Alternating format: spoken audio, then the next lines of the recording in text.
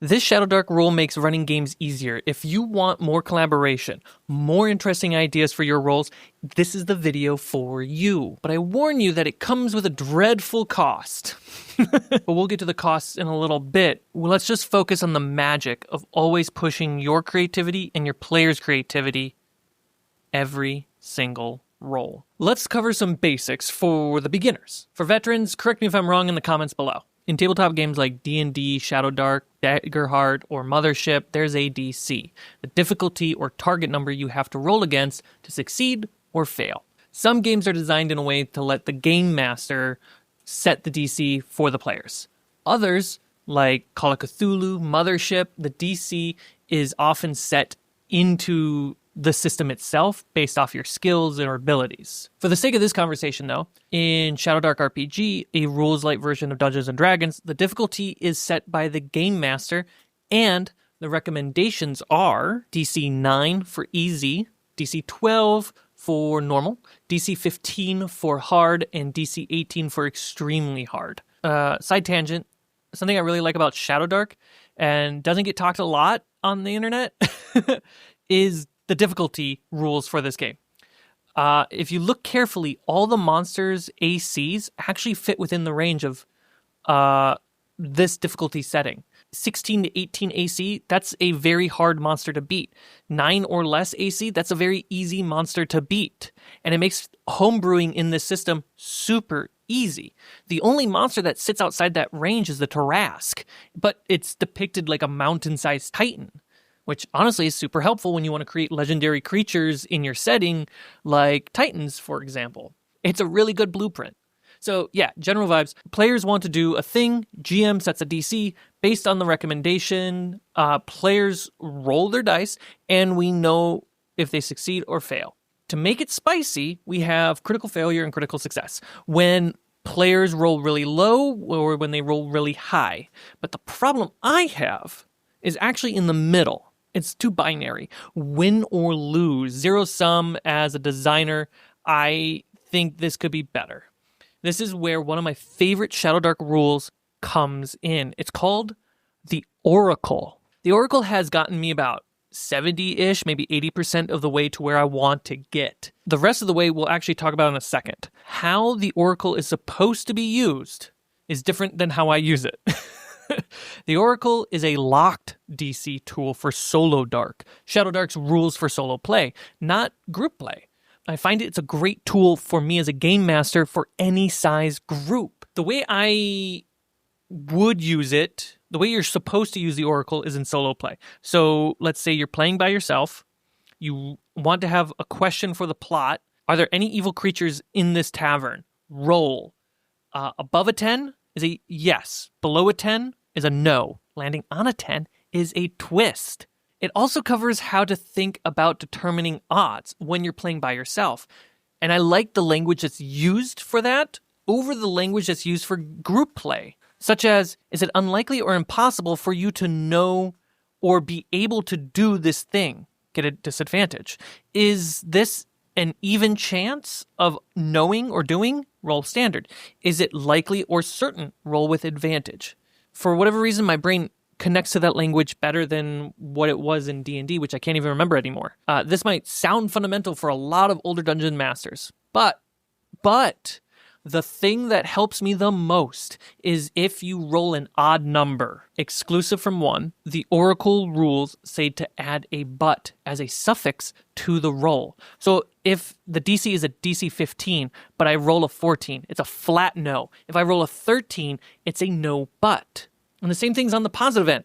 If we keep the DC 15 and I roll a 17, it is a yes, but instead of just a flat yes, allowing conflict and contrast to propel the story while acknowledging the failure or success of the player, making even the middle section between critical failure and critical success impactful to the game. I know, succeeding is impactful, but this just, it's spicy. Something I learned from horror games, which a lot of fantasy game masters don't practice.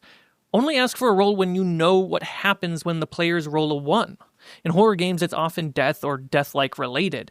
So you avoid having players roll for mundane things like locked doors, starting cars, because you don't want that extreme to be triggered just based off a simple thing, unless the stakes are high.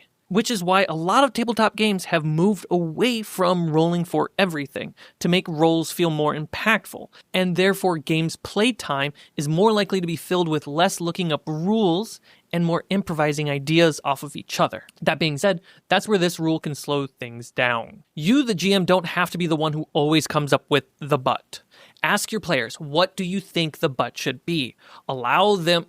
What should the but be? Allow them to contribute to the consequence. It might feel like you're giving up your absolute dictatorship power as a game master.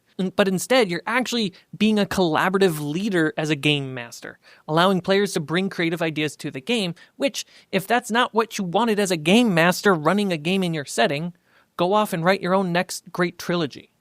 This can slow the game down if you're not prepared for it, if you don't think this way often. But it does so in the right way, in that around the campfire sharing ideas kind of way. Maybe you have a great idea for the but. Maybe you don't. Maybe the player who rolled actually has an idea they're excited about for the arc of the game or their character.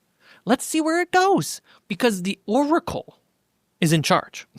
Now, because the Oracle lets you explore more directions for the story, more than a simple roll high or low, succeed or fail, while not really making it harder to remember. They're simple rules. Hold back your rolls for when the story is ready for extremes, critical successes and critical failures. Consider putting players in more advantageous or disadvantageous positions versus just having them roll randomly. A great way that Shadowdark and how I run Shadowdark actually helps this is consider their background, consider their title. Titles, how I run titles is different than how Shadowdark runs titles. I make titles be what job somebody was prior to adventuring. That can change over time, but it is their like main source of passion or skill. And then I have backgrounds that I've made for my setting. I made them a while ago. I think it was like early COVID. And then I made them into cool cards for people to use. And then Daggerheart did it. And now I feel like I'm a really smart game designer. Allow their backgrounds and titles to be advantageous or disadvantageous depending on the situation. Remember to use odd numbers as no but and yes but. And that will help you spice up what could happen and let the players know that they rolled a no but or a yes but, and ask them how does their character succeed but also enter a new problem that needs to be solved for the next round. Get their game master brains working. Something simple but that keeps the plot moving forward with justifications for being a dangerous exploration. Maybe they try to jump the cavern, no but.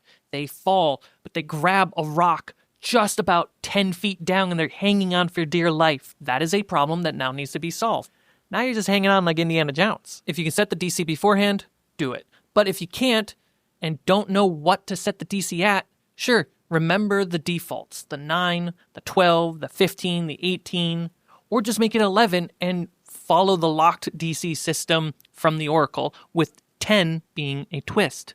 What is a twist? I've mentioned this before. Let's talk about the twist. Guess what? You can make it up.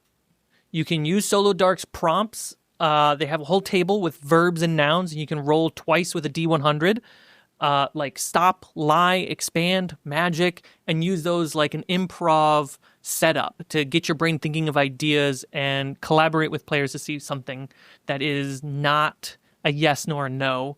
Or you can just have the but always be in the favor of the GM.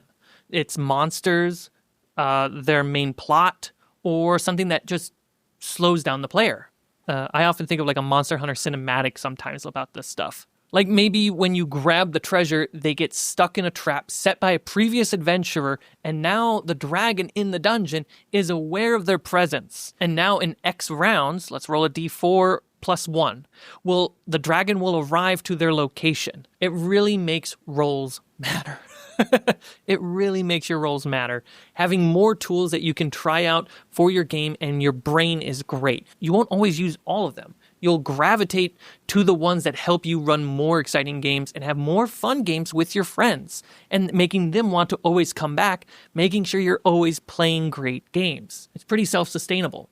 So, check out the Oracle, and have a great rest of your day, afternoon, evening, and of course, good night. Please subscribe.